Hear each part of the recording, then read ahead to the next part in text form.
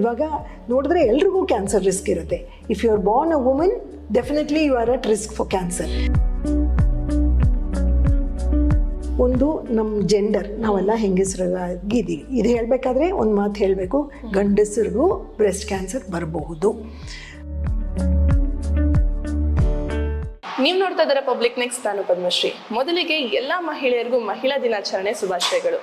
ಮಹಿಳೆ ಪ್ರತಿದಿನ ನಾನಾ ಪಾತ್ರಗಳನ್ನು ನಿಭಾಯಿಸ್ತಾಳೆ, ಎಲ್ಲರ ಕಾಳಜಿಯನ್ನ ಮಾಡ್ತಾಳೆ. ಆದರೆ ಅವರ ಹೆಲ್ತ್ಗೆ ಬಂದಾಗ ಎಲ್ಲೋ ಒಂದು ಕಡೆ ನಿರ್ಲಕ್ಷ್ಯ ಮಾಡ್ತಾರೆ. ಅಂಥ ಮಹಿಳೆಯರಿಗೋಸ್ಕರನೇ, ಅಂಥ ಮಹಿಳೆಯರ ಲೈಫ್ ಸ್ಟೈಲ್ನ ರೂಪಿಸೋಕಂತಾನೆ ಜಯನಗರದಲ್ಲಿ ತಲೆ ಎತ್ತಿದೆ ಪ್ರಮೇಯ ಹೆಲ್ತ್ ಕೇರ್ ಸೆಂಟರ್. ಈ ಪ್ರಮೇಯ ಹೆಲ್ತ್ ಕೇರ್ ಸೆಂಟರ್ ಏನಿದು, ಇದ್ರ ಬಗ್ಗೆ ನಮಗೆ ಎಕ್ಸ್ಪ್ಲೇನ್ ಮಾಡೋದಕ್ಕೆ ನಮ್ಮೊಟ್ಟಿಗಿದ್ದಾರೆ ಬ್ರೆಸ್ಟ್ ಕ್ಯಾನ್ಸರ್ ಸರ್ಜನ್ ಆದಂತಹ ಡಾಕ್ಟರ್ ಸಂಧ್ಯಾ ರವಿ ಅವರು. ಬನ್ನಿ ಅವ್ರನ್ನ ಮಾತಾಡಿಸ್ಕೊಂಡು ಹೋಗೋಣ. ಮಹಿಳಾ ದಿನಾಚರಣೆ ವಿಶೇಷವಾಗಿ ಅವ್ರು ಏನು ಸಲಹೆ ಕೊಡ್ತಾರೆ ಮಹಿಳೆಯರಿಗೆ ಕೇಳ್ಕೊಂಡು ಹೋಗೋಣ. ಮೇಡಮ್ ನಮಸ್ಕಾರ. ನಮಸ್ಕಾರ. ಮೊದಲಿಗೆ ಮಹಿಳಾ ದಿನಾಚರಣೆ ಶುಭಾಶಯಗಳು. Thank you, wish you the same. Thank you so much ma'am. ಮಹಿಳಾ ದಿನಾಚರಣೆ ಅಂದ ತಕ್ಷಣ ನಿಮ್ಗೆ ಏನು ತಲೆಗೆ ಬರುತ್ತೆ, ಏನು ಅನ್ಸುತ್ತೆ ಈ ದಿನದ ಬಗ್ಗೆ? ಪ್ರಮೇಯ ಅನ್ನೋದು ಒಂದು health care centre. It's focused on women's health. So ಅದಕ್ಕೆ ನಾವು ಮಹಿಳೆಯರಿಗೆ ಒಂದು ದಿನ ಬೇಕು ಅಂತಾನೆ ನಮ್ಮದು ಅಭಿಪ್ರಾಯ ಅಲ್ಲ. ಇದು ಇಡೀ ವರ್ಷ is women's day is what we want to convey. ಅದನ್ನೇ ನಾವು ಜನರಿಗೆ ತಿಳಿಸಬೇಕು ಅಂತ ಇದ್ದೀವಿ.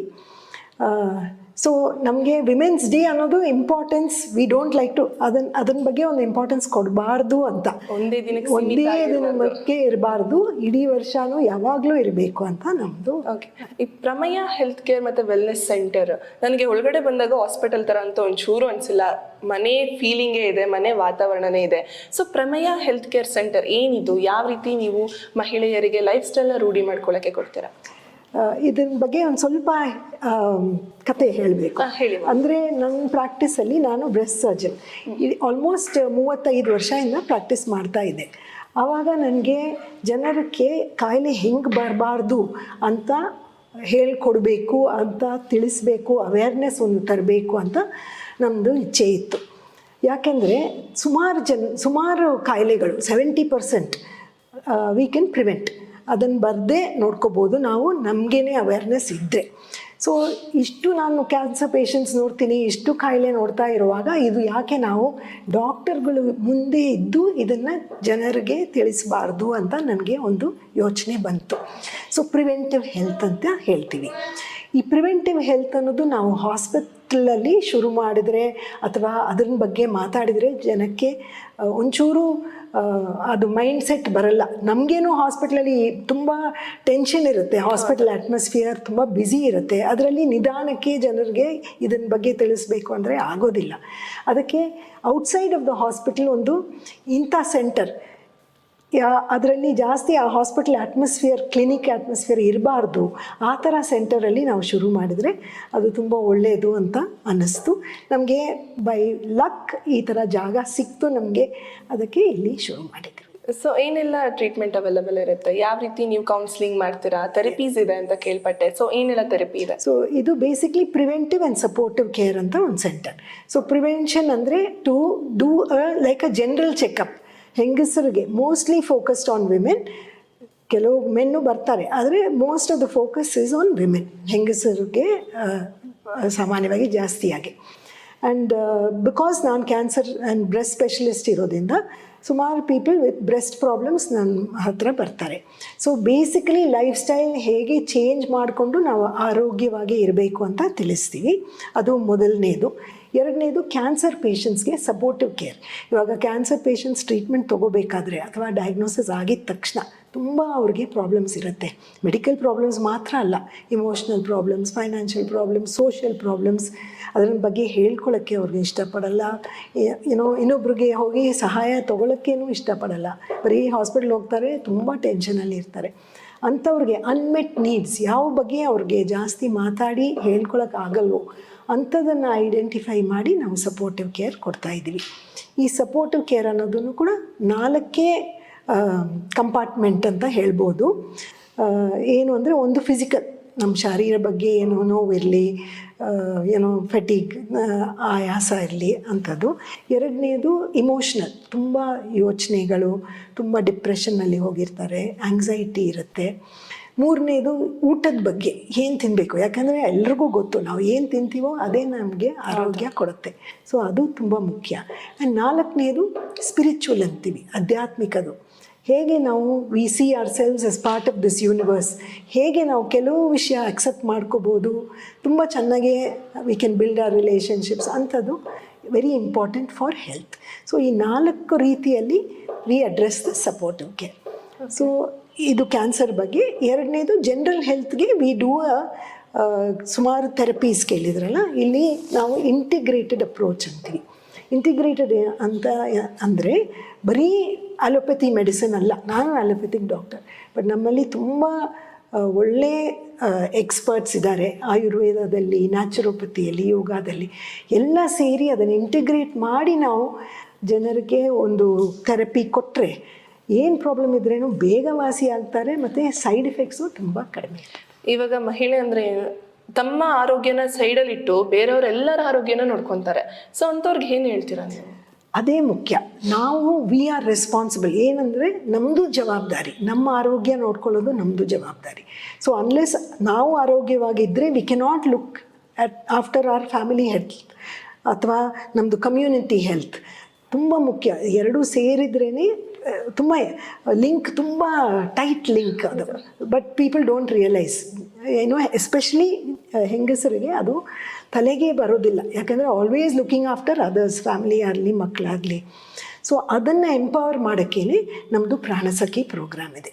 ಇದರಲ್ಲಿ ನಾವು ಸುಮಾರು ಸೆಷನ್ಸ್ ಮಾಡ್ತೀವಿ, ಅವೇರ್ನೆಸ್ ತಿಳಿಸ್ತೀವಿ. ಹೇಗೆ ಸಿಂಪಲ್ಲಾಗಿ, ಇವಾಗ ದೊಡ್ಡ ಸೈನ್ಸ್, ರಾಕೆಟ್ ಸೈನ್ಸ್ ಎಲ್ಲ ಆರೋಗ್ಯವಾಗಿ ಇರೋದು ಸರಿಗ ಊಟ ಮಾಡಬೇಕು, ಒಳ್ಳೆ ಪದಾರ್ಥ ಊಟ ಮಾಡಬೇಕು, ಸರಿಗ ಎಕ್ಸಸೈಸ್ ಮಾಡಬೇಕು, ಸ್ಟ್ರೆಸ್ ಬರೋ ಟ್ರಿಗರ್ಸ್ ಎಲ್ಲ ಅಲೌ ಮಾಡಬಾರ್ದು. ಹೇಗೆ ನಾವು ಅದನ್ನೆಲ್ಲ ಕಡಿಮೆ ಮಾಡಬೇಕು ಅಂತ, ಇದನ್ನು ಹೇಗೆ ನಾವು ಪ್ರಾಕ್ಟಿಕಲಾಗಿ ಇಂಪ್ಲಿಮೆಂಟ್ ಮಾಡೋದು ಅನ್ನೋದು ತುಂಬ ಕಷ್ಟ. ನಮಗೆ ಗೊತ್ತು, ನಾವು ಡಾಕ್ಟ್ರ್ ಇದ್ರೇನು so many things we cannot address. When the situation ತುಂಬ ಟೈಟಾಗಿದ್ದರೆ ನಮ್ಗೆ ಹೇಗೆ ಅದು ಮ್ಯಾನೇಜ್ ಮಾಡೋದು ಅಂತ ಗೊತ್ತಿರಲ್ಲ. ಸೊ ಇಂಥ ಪ್ರೋಗ್ರಾಮ್ಸಿಂದ ಅವ್ರಿಗೆ ಈ ಅವೇರ್ನೆಸ್ ತಂದು ಚೇಂಜ್ ಮಾಡೋಕ್ಕೆ ಹೆಲ್ಪ್ ಮಾಡ್ತೀವಿ. ಈಗ ಕ್ಯಾನ್ಸರ್ ಅನ್ನೋದು ಒಂಥರ ದೊಡ್ಡ ಭೂತ ಅಂತ ಹೇಳ್ತಾರೆ. ನೀವು breast cancer surgeon. So breast ಕ್ಯಾನ್ಸರನ್ನು ಯಾವ ರೀತಿ ಪ್ರಿವೆಂಟ್ ಮಾಡಬಹುದು? ಬ್ರೆಸ್ಟ್ ಕ್ಯಾನ್ಸರ್ ಇವಾಗ ಭೂತಾನೇ ಇಲ್ಲ.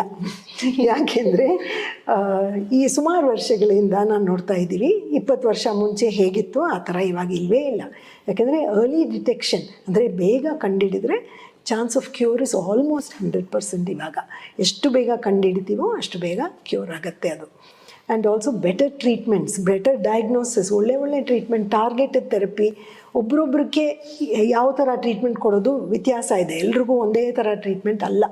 ಯಾವ ಥರ ಕ್ಯಾನ್ಸರ್ ಅದು ಯಾವ ಥರ ಟ್ರೀಟ್ಮೆಂಟ್ ಕೊಡಬೇಕು ಅನ್ನೋದು ಇವಾಗ ತುಂಬ ಚೇಂಜ್ ಆಗಿದೆ. Modern information has come, advances, medical advances ಬಂದಿದೆ. ಸೊ ತುಂಬ ಒಳ್ಳೆಯದು. ನಾವು ಅದನ್ನು ಪ್ರಿವೆಂಟ್ ಮಾಡೋದು ಅಂತ ಕೇಳಿದರೆ, ಪ್ರಿವೆನ್ಷನ್ ನಾನು ಹೇಳಿದೆ, ಯಾವುದೇ ಒಂದು ಇವಾಗ ತುಂಬ ಇಂಟರ್ನೆಟ್ಟಿನಲ್ಲಿ ಮಿಸ್ಇನ್ಫಾರ್ಮೇಷನ್ ಬಂದಿರೋದ್ರಿಂದ ಎಲ್ಲರೂ ತಿಳ್ಕೊತಾರೆ. ಸಿಂಪಲ್, ನಾನು ಟರ್ಮರಿಕ್, ಅರಿಶಿನ ದಿವಸ ತೊಗೊಂಡ್ರೆ ನನಗೆ ಕ್ಯಾನ್ಸರ್ ಬರಲ್ಲ, ನಾನು ಜಿಂಜರ್ ತೊಗೊಂಡ್ರೆ ಕ್ಯಾನ್ಸರ್ ಬರಲ್ಲ, ಇಂಥದ್ದೆಲ್ಲ ಬಂದು ಕೇಳ್ತಾರೆ ನಮಗೆ. ಸಕ್ಕರೆ ಬಿಟ್ಟರೆ ಕ್ಯಾನ್ಸರ್ ಬರಲ್ಲ. ಯಾವುದು ಒಂದು ಒಂದು ವಸ್ತು ನಾನು ಕ್ಯಾನ್ಸರ್ ಪ್ರಿವೆನ್ಷನ್ಗೆ ಕ್ಯಾನ್ಸರ್ ಪ್ರಿವೆಂಟ್ ಮಾಡಲ್ಲ. So it is a combination of factors. ನಮ್ಮ ಜೀನ್ಸೇ ಇರಲಿ, ನಮ್ಮ ಎನ್ವೈರನ್ಮೆಂಟ್ ಇರಲಿ, ನಾವು ಏನು ಊಟ ಮಾಡ್ತೀವಿ, what we are expose to in our day to day lifes, ಇದೆಲ್ಲ ಸೇರಿನೇ ನಮಗೆ ಕ್ಯಾನ್ಸರ್ ರಿಸ್ಕ್ ಇರುತ್ತೆ. ಅದನ್ನು ಹೇಗೆ ಇವಾಗ ನೋಡಿದ್ರೆ ಎಲ್ರಿಗೂ ಕ್ಯಾನ್ಸರ್ ರಿಸ್ಕ್ ಇರುತ್ತೆ. If you are born a woman, definitely you are at risk for cancer. ವಯಸ್ಸಾಗುವಾಗ ನಿಮ್ಮದು ರಿಸ್ಕ್ ಜಾಸ್ತಿನೇ ಆಗುತ್ತೆ. ಅದನ್ನೆಲ್ಲ ಹೇಗೆ ಕಡಿಮೆ ಮಾಡೋದು ಅನ್ನೋದು ನಾವು ಇಲ್ಲಿ ಪ್ರಿವೆನ್ಷನ್ ಆ್ಯಂಡ್ ಸಪೋರ್ಟಿವ್ ಕೇರಲ್ಲಿ ತಿಳಿಸ್ತೀವಿ ಜನಕ್ಕೆ. How to lead a healthy lifestyle. ನಮ್ಮ ಕೈಯಲ್ಲಿ ಏನಾಗಿ ಇದೆಯೋ ಅದನ್ನು ನಾವು ಮಾಡಬೇಕು. ಅದನ್ನು ಮೀರಿ ಏನಾದರೂ ಬಂದರೆ, ನಾವು ತುಂಬ ಆರೋಗ್ಯವಾಗಿ ಇದ್ದರೆ journey of cancer also becomes very easy to handle. ಏನೆಲ್ಲ ರಿಸ್ಕ್ ಬರುತ್ತೆ ma'am? I mean risk factors ಏನಿದೆ ಬ್ರೆಸ್ಟ್ ಕ್ಯಾನ್ಸರ್ಗೆ? ರಿಸ್ಕ್ ಫ್ಯಾಕ್ಟರ್ಸ್ ಅಂತ ನೋಡಿದ್ರೆ 2 ಥರ. ಒಂದು, ನಾವು ಬದಲಾವಣೆ ಮಾಡೋಕ್ಕಾಗದೇ ಇರೋದು ಒಂದು, ಬದಲಾವಣೆ ಮಾಡೋಕ್ಕಾಗೋದು ಒಂದು. What we cannot change. ಒಂದು, ನಮ್ಮ ಜೆಂಡರ್, ನಾವೆಲ್ಲ ಹೆಂಗಸರಾಗಿದ್ದೀವಿ. ಇದು ಹೇಳಬೇಕಾದ್ರೆ ಒಂದು ಮಾತು ಹೇಳಬೇಕು, ಗಂಡಸರಿಗೂ ಬ್ರೆಸ್ಟ್ ಕ್ಯಾನ್ಸರ್ ಬರಬಹುದು. ಬಟ್ ಭಾಳ ಕಡಿಮೆ. ಓಕೆ, ಎರಡನೇದು ನಾವು ವಯಸ್ಸಾಗ್ತಾ ಆಗ್ತಾ ಬ್ರೆಸ್ಟ್ ಕ್ಯಾನ್ಸರ್ ರಿಸ್ಕ್ ಜಾಸ್ತಿ ಆಗುತ್ತೆ. ಯಾವ ಕ್ಯಾನ್ಸರ್ ರಿಸ್ಕು ಜಾಸ್ತಿ ಆಗುತ್ತೆ, ಯಾಕಂದರೆ ಸೆಲ್ಸ್ ಎಲ್ಲ ಏಜ್ ಆಗಿಬಿಡುತ್ತೆ. So chances of cancer is more. ಮೂರನೇದು ನಮ್ಮ ಫ್ಯಾಮಿಲಿ ಹಿಸ್ಟ್ರಿ, ಕ್ಲೋಸ್ ಫ್ಯಾಮಿಲಿ, ತಾಯಿ, ಸಿಸ್ಟರ್ಸು, ಗ್ರ್ಯಾಂಡ್ ಮದರ್, ಆ ಥರ ಜೆನೆಟಿಕ್ಸಲ್ಲಿ ಇದ್ದರೆ ಆ ರಿಸ್ಕು ಜಾಸ್ತಿ ಆಗುತ್ತೆ. ನಾಲ್ಕನೇದು ನಮ್ಮದು by chance we have had some radiation treatment etcetera to in childhood, ಅದು ರಿಸ್ಕ್ ಇನ್ಕ್ರೀಸ್ ಆಗುತ್ತೆ. ಆ್ಯಂಡ್ ನಮ್ಮ ಮೆನ್ಸ್ಟ್ರಲ್ ಹಿಸ್ಟ್ರಿ, ಇವಾಗ ಬೇಗ ಮೆಚ್ಯೂರ್ ಆಗ್ತಾರಲ್ಲ ಮಕ್ಕಳು, ಅದನ್ನು ಮತ್ತು ತುಂಬ ಲೇಟಾಗಿ ಮೆನೋಪಾಸ್ ಆಗಿರೋರಿಗೂ ಅದನ್ನು ರಿಸ್ಕ್ ಇನ್ಕ್ರೀಸ್ ಆಗುತ್ತೆ.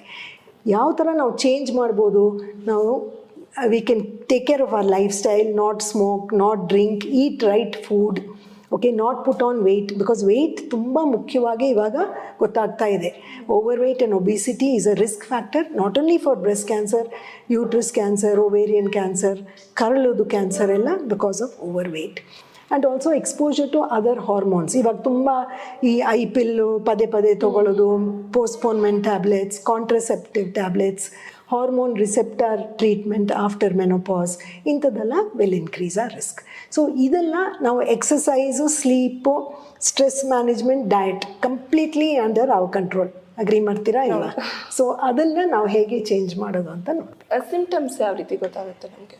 ಬ್ರೆಸ್ಟ್ ಕ್ಯಾನ್ಸರ್ ಸಿಂಪ್ಟಮ್ಸು ಒಂದು ಮುಖ್ಯವಾಗ ಇದು ತಿಳ್ಕೋಬೇಕು ಅಂದರೆ ಬ್ರೆಸ್ಟ್ ಸೆಲ್ಫ್ ಎಕ್ಸಾಮಿನೇಷನ್. ಸುಮಾರು ಹೆಂಗಸರು ಬ್ರೆಸ್ಟ್ ನಮ್ಮ ಶರೀರನೇ ಇಲ್ಲ ಅಂತ ಅದನ್ನ ಬಗ್ಗೆ ಯೋಚನೆಯೂ ಮಾಡಲ್ಲ, ಅದನ್ನು ನೋಡೋಕ್ಕೂ ಹೋಗಲ್ಲ. So it is part of our body. So breast self examination 20 ವಯಸ್ಸಾದಮೇಲೆ ಎಲ್ರಿಗೂ ಅದನ್ನು ಮಾಡೋಕ್ಕೆ ನಾವು ಅಡ್ವೈಸ್ ಮಾಡ್ತೀವಿ. ಸ್ನಾನ ಮಾಡಬೇಕಾದ್ರೇನೋ ಅಲ್ಲ ತಿಂಗಳಿಗೆ ಒಂದು ಸತಿನೋ ಅದನ್ನು ನೋಡ್ಕೋಬೇಕು. ಸೊ ಏನೆಲ್ಲ ಹೇಗೆ ಏನು ನೋಡ್ಕೋಬೇಕು, ಏನು ಫಸ್ಟ್ ಆಫ್ ಆಲ್ ನಮ್ಮ ಬ್ರೆಸ್ಟ್ ಬಂದು ಹಾರ್ಮೋನ್ ಪೀರಿಯಡ್ಸ್ ಆಗೋ ಹೆಂಗಸರಿಗೆ ಸೈಕಲಲ್ಲಿ ಅದು ಚೇಂಜಸ್ ಆಗ್ತಾನೇ ಇರುತ್ತೆ. ಅದು ಮುಟ್ಟಿ ನೋಡಿದ್ರೆ ಕೆಲವು ಪೀರಿಯಡ್ಸ್ ಮುಂಚೆ ಸ್ವಲ್ಪ ಗಂಟು ಥರ ಕಾಣುತ್ತೆ, ನೋವು ಇರುತ್ತೆ, ಪೀರಿಯಡ್ಸ್ ಆದಮೇಲೆ ಸಾಫ್ಟ್ ಆಗುತ್ತೆ. So breast undergoes changes through the menstrual cycle. ಇದರ ಬಗ್ಗೆ ಹೆಂಗಸರಿಗೆ ಗೊತ್ತಿರಬೇಕು. ಎರಡನೇದು ಏನು ನೋಡಿ ಕಂಡುಹಿಡಬೇಕು ಅಂತಲೂ ಗೊತ್ತಿರಬೇಕು. ಏನು ಅಂದರೆ ಗಡ್ಡೆ ಇರ್ಬೋದು, ಅಥವಾ ಒಂದು ಕಡೆ ಸ್ವಲ್ಪ ಚರ್ಮ ದಪ್ಪ ಇರ್ಬೋದು, ಅಥವಾ ಕೆಂಪಗಾಗಿರ್ಬೋದು, ಅಥವಾ ಒಂದೇ ಕಡೆ ತುಂಬ ಜಾಸ್ತಿ ನೋವು ಇರ್ಬೋದು, ಅಥವಾ ನಿಪ್ಪಲಿಂದ ಏನಾದರೂ ನೀರು ಥರನೋ ರಕ್ತ ಥರನೋ ಹಾಲು ಥರನೋ ಏನಾದರೂ ಬರ್ಬೋದು. ಆ್ಯಂಡ್ ಆರ್ಮ್ ಪಿಟ್ಟಲ್ಲೂ ಗಡ್ಡೆ ಇರ್ಬೋದು.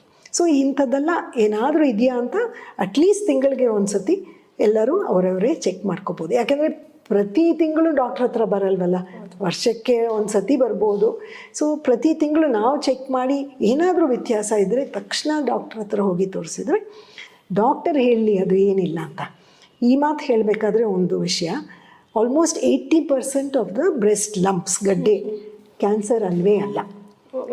ಬರೀ 15 to 20% ಕ್ಯಾನ್ಸರ್. ಬಟ್ ಅದು ನಮಗೆ ಗೊತ್ತಾಗಲ್ಲ, ಹೆಂಗಸರಿಗೆ ಗೊತ್ತಾಗಲ್ಲ, ಡಾಕ್ಟರ್ ಟೆಸ್ಟ್ ಮಾಡಿ ಹೇಳಬೇಕು. ಸೊ ಡಾಕ್ಟ್ರ್ ಹೇಳಿದಾರಲ್ಲ 80% ಕ್ಯಾನ್ಸರ್ ಇಲ್ವೇ ಇಲ್ಲ, ಅದಕ್ಕೆ ನನಗೇನು ಹೆದರಿಕೆ ಇಲ್ಲ, ನಾನು ಹಾಗೆ ಇರ್ತೀನಿ, ನೋಡೋಣ ಅದೇ ಹೊರಟೋಗ್ಬಿಡುತ್ತೆ ಅಂತ ಇರಬಾರ್ದು. ಏನಾದರೂ ವ್ಯತ್ಯಾಸ ನೋಡಿದ ತಕ್ಷಣ ಡಾಕ್ಟ್ರ್ ಹತ್ರ ಹೋಗಿ ಚೆಕ್. ಲಂಪ್ ಅನ್ನೋದು ಕಾಣಿಸ್ಕೊಂಡಿದ ತಕ್ಷಣ ನಿಮಗೆ ಡೌಟ್ ಬಂದರೆ ಡಾಕ್ಟರ್ ಹತ್ರ ಹೋಗಬೇಕು. ತಕ್ಷಣ ಡಾಕ್ಟ್ರ್ ಹೇಳಲಿ ಅದೇನಿಲ್ಲ ಅಂತ. ಅದುವರೆಗೂ ನಾವು ನಮ್ಮ ಇಮ್ಯಾಜಿನೇಷನಿಂದ ಅದನ್ನು ಬಿಡಬಾರ್ದು. ಸೊ ಇತ್ತೀಚೆಗೆ ಆನ್ಲೈನ್ನಲ್ಲಿ ತುಂಬಾ ಇದೊಂದು ಮ್ಯಾಟ್ರ್ ಆಗಿದೆ, ಡಿಸ್ಕಷನ್ ಮ್ಯಾಟ್ರು. ಟೈಟ್ ಹೊಳಹುಡುಪು ಧರಿಸೋದ್ರಿಂದ ಬ್ರೆಸ್ಟ್ ಕ್ಯಾನ್ಸರ್ ಬರುತ್ತೆ. ಅದರಿಂದ ಬ್ರೆಸ್ಟ್ ಕ್ಯಾನ್ಸರ್ ಬರುತ್ತೆ ಅಂತ ಖಂಡಿತಾಗಿ ಹೇಳೋಕ್ಕಾಗಲ್ಲ. ಆದರೆ ಟೈಟ್ ಬಟ್ಟೆ ವೇರ್ ಮಾಡ್ಕೊಳ್ಳೋದು ಒಳ್ಳೆಯದಲ್ಲ. ಯಾಕಂದರೆ ನಮ್ಮ ಬಾಡಿಯಲ್ಲಿ ಲಿಂಫ್ಯಾಟಿಕ್ಸ್ ಅಂತ ಇದೆ, ರಕ್ತ ಅಲ್ಲ, blood, pure blood, impure blood ಅಲ್ಲ, ಲಿಂಫ್ ಅಂತೀವಿ. ಅದಕ್ಕೆ ಪಂಪ್ ಎಲ್ಲ ಇಲ್ಲ. ಇವಾಗ ನಮ್ಮ ಚರ್ಮ ಕೆಳಗಡೆ ತುಂಬ ಲಿಂಫ್ ಇದೆ.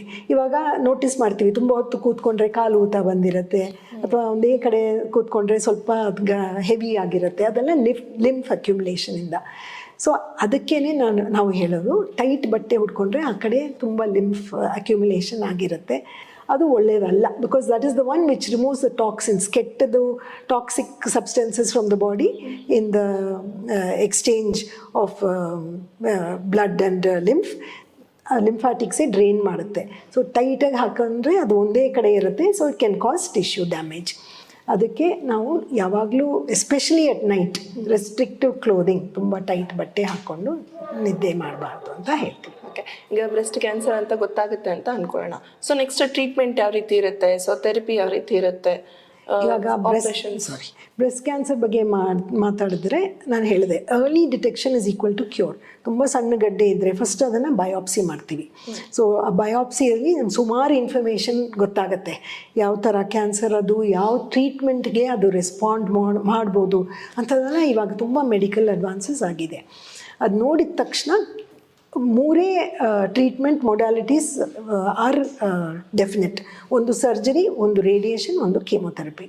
ಇದು 3 ಯಾವುದೇ ಕಾಂಬಿನೇಷನಲ್ಲಿ ನಾವು ಕೊಡೋಕ್ಕೆ ಪ್ಲ್ಯಾನ್ ಮಾಡ್ತೀವಿ ಡಿಪೆಂಡಿಂಗ್ ಆನ್ ಯಾವ ಥರ ಟ್ಯೂಮರ್ ಇದೆ ಅಂತ. ಸೊ 3 ಎಲ್ಲರೂ they have to go through. ಮತ್ತು ಕೆಲವ್ರಿಗೆ ತುಂಬ ಅರ್ಲಿ ಡಿಸೀಸು ಕೀಮೊಥೆರಪಿ ಕೊಡೋಕ್ಕೆ ನೆಸೆಸಿಟಿ ಇಲ್ಲ ಅನ್ನೋದು ಅದನ್ನು ಒಂದು ಟೆಸ್ಟಿಂದ ಕಂಡುಹಿಡಿತೀವಿ. ಅವ್ರಿಗೆ ಹಾರ್ಮೋನ್ ಟ್ಯಾಬ್ಲೆಟ್ಸ್ ಕೊಡ್ಬೋದು. ಬಟ್ ಇದೆಲ್ಲ ನಾವು ಆ ಟ್ಯೂಮರ್ನ ಟೆಸ್ಟ್ ಮಾಡಿ ಎಲ್ಲ ರಿಸಲ್ಟು ಗೊತ್ತಾದ ಮೇಲೆ ಪೇಷಂಟ್ ಜೊತೆ ಕೂತ್ಕೊಂಡು ಪ್ಲ್ಯಾನ್ ಮಾಡೋದು. ಬಟ್ ಮುಖ್ಯವಾಗಿ ಇರೋದು 3 ಟ್ರೀಟ್ಮೆಂಟ್: ಸರ್ಜರಿ, ಕೀಮೊಥೆರಪಿ, ರೇಡಿಯೇಷನ್. ಆಮೇಲೆ ಇವಾಗ ಟಾರ್ಗೆಟೆಡ್ ಥೆರಪಿ, ಬರೀ ಸ್ಪೆಸಿಫಿಕ್ಕಾಗಿ ಯಾವ ಥರ ಕ್ಯಾನ್ಸರ್ಗೆ ಯಾವ ಥರ ಟ್ರೀಟ್ಮೆಂಟ್ ಕೊಡೋದು ಅಂತೆಲ್ಲ ಬಂದಿದೆ. ಅದರಿಂದ ನಮಗೆ ರಿಸಲ್ಟ್ಸ್ ಎಲ್ಲ ತುಂಬ ಚೆನ್ನಾಗೂ ಬರ್ತಾಯಿದೆ. ಮತ್ತೊಂದು ಮ್ಯಾಮ್, ಇವಾಗ ತುಂಬ ಜನ ಮಹಿಳೆಯರು ಅಂದ ಹೆಚ್ಚಿಸ್ಕೊಳ್ಳೋದಕ್ಕೆ ಅಥವಾ ಏನಂದರೆ ಒಳ್ಳೆ ಬಾಡಿ ಮೇಂಟೈನ್ ಮಾಡೋದಕ್ಕೆ ಸಿಲಿಕಾನ್ ಬ್ರೆಸ್ಟ್ಗಳನ್ನು ಹಾಕಿಸ್ಕೋತಾರೆ. ಅದ್ರ ಬಗ್ಗೆ ನಿಮ್ಮ ಅಭಿಪ್ರಾಯ ಏನಿದೆ? ಸೊ ಇವಾಗ ತುಂಬ youngsters especially because the way we dress, ಇವಾಗ ನಮ್ಮ ಡ್ರೆಸ್ಸಿಂಗೇ ಚೇಂಜ್ ಆಗಿಬಿಟ್ಟಿದೆ ಅಲ್ವಾ. ಸೊ ಇವಾಗ ಸೀರೆ ಉಟ್ಕೊಳ್ಳೋದು ಅಥವಾ ಸಲ್ವಾರ್ ಕಮೀಸ್ ದುಪ್ಪಟ್ಟ ಹಾಕೋರೋರೆಲ್ಲ ಯಾರೂ ಇಲ್ಲ. Tight shirts or T shirts ಹಾಕ್ಕೊಳ್ಳುತ್ತಾರೆ. So they are very body image conscious. ಅಂದರೆ ಹೇಗೆ ಕಾಣ್ತೀವಿ, ಈ ಥರ ಯಾವುದೋ ಮ್ಯಾಗಝೀನಲ್ಲಿ ಮಾಡೆಲ್ಸು ಸೆಲೆಬ್ರಿಟೀಸ್ ನೋಡಿ ಅದೇ ಥರ ಇರಬೇಕು ಅಂತ ಇಷ್ಟಪಡ್ತಾರೆ. ಚಿಕ್ಕ ವಯಸ್ಸಲ್ಲಿ ಅನ್ಲೆಸ್ ತುಂಬ ಒಂದು ಹೆವಿ ಬ್ರೆಸ್ಟಿಂದ ತುಂಬ ಪ್ರಾಬ್ಲಮ್ ಬರುತ್ತೆ, ಅವ್ರಿಗೆ ಕತ್ತು ನೋವು, ಬೆನ್ನು ನೋವು, ಅಂಥವ್ರಿಗೆ ಬ್ರೆಸ್ಟ್ ರಿಡಕ್ಷನ್ ಸರ್ಜರಿ ಅಂತ ಮಾಡ್ತೀವಿ. ಎರಡನೇದು ನೀವು ಕೇಳಿದ್ದು ಇಂಪ್ಲಾಂಟ್ಸು. ತುಂಬ ಫ್ಲ್ಯಾಟ್ ಚೆಸ್ಟೆಡ್ ಇರೋರಿಗೆ ಇಂಪ್ಲಾಂಟ್ಸ್ ಬೇಕೇ ಬೇಕು. ಅಂದರೆ ಬೇರೆ ಎಲ್ಲ ಟ್ರೈ ಮಾಡೋಕ್ಕೆ ಹೇಳ್ತೀವಿ, ಏನೋ ಮಸಲ್ ಬಿಲ್ಡಿಂಗ್. ಯಾಕೆಂದರೆ ಬ್ರೆಸ್ಟ್ದು ಸೈಜು ಶೇಪು ಜೆನೆಟಿಕ್ಸಿಂದ ಡಿಟರ್ಮಿನ್ ಆದ್ರೇನು ಆ ಮಸಲ್, ಬ್ರೆಸ್ಟ್ ಕೆಳಗೆ ಇರೋ ಮಸಲೇ ಅದಕ್ಕೆ ಸೈಜು ಶೇಪೆಲ್ಲ ಕೊಡುತ್ತೆ. ಸೊ ಆ ಮಸಲ್ನ ಸ್ವಲ್ಪ ಚೆನ್ನಾಗಿ ನೋಡಿಕೊಂಡು ಒಳ್ಳೆ ಊಟ ಎಲ್ಲ ಮಾಡಿದರೆ ಆಟೋಮ್ಯಾಟಿಕ್ಲಿ ಚೇಂಜ್ ಆಗುತ್ತೆ.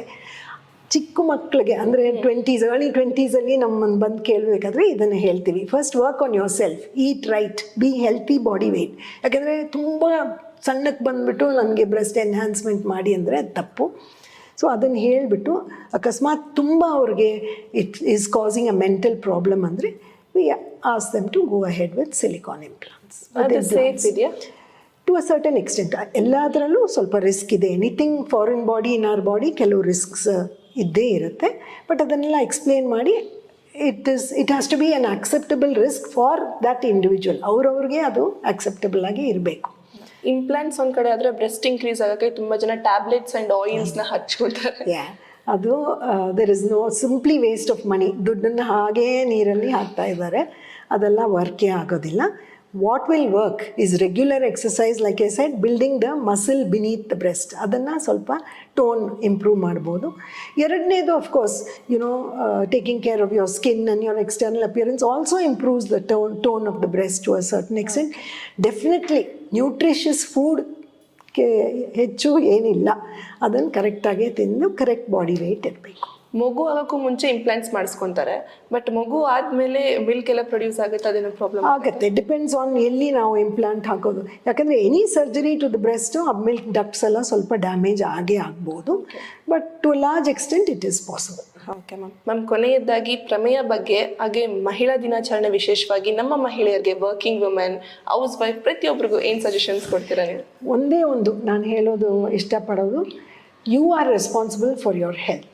So it is very important. ನಾವು ನಮ್ಮ ಆರೋಗ್ಯ ಬಗ್ಗೆ, ಶರೀರ ಬಗ್ಗೆ ಚೆನ್ನಾಗಿ ತಿಳ್ಕೊಂಡು ಏನೇನು ಮಾಡಬೇಕು ಅಂತ ಖಂಡಿತಾಗೆ ನಾವು ಅವೇರ್ನೆಸ್ ತಗೋಬೇಕು. ಸೊ ವಿ ಮಸ್ಟ್ ಲರ್ನ್ ಏನು ನಮಗೆ ಮುಖ್ಯ ಅಂತ. ಅದರ ಬಗ್ಗೆ ಜಾಸ್ತಿ ಏನು ಕಾಂಪ್ಲಿಕೇಟೆಡ್ ಅಲ್ಲ ಇದು. ಸೊ ಈ ಪ್ರಮೇಯದ ಪ್ರಾಣಸಖಿ ಪ್ರೋಗ್ರಾಮ್ ಆ್ಯಕ್ಚುಲಿ ಗೈಡ್ ಮಾಡುತ್ತೆ ಜನರಿಗೆ ಹೇಗೆ ಅದು ಮಾಡೋದು ಅಂತ. So most important, your responsibility is your health. Thank you so much ma'am. So ನೋಡೋದ್ರಲ್ಲ, ಪ್ರತಿಯೊಂದು ಅನಾರೋಗ್ಯಕ್ಕೆ ಬರೀ ಇಂಗ್ಲಿಷ್ ಮೆಡಿಸಿನ್ ಅಷ್ಟೇ ಒಂದು ಏನಂತಾರೆ ಸೊಲ್ಯೂಷನ್ ಆಗೋದಿಲ್ಲ. ಈ ಒಂದು ಪ್ರಮೇಯ ಹೆಲ್ತ್ ಕೇರ್ ಸೆಂಟರ್ ಏನಿದೆ, ನಿಮ್ಮ ಲೈಫ್ ಸ್ಟೈಲ್ ಮಾಡಿಫಿಕೇಶನ್ಗೆ ತುಂಬಾನೇ ಹೆಲ್ಪ್ ಮಾಡುತ್ತೆ.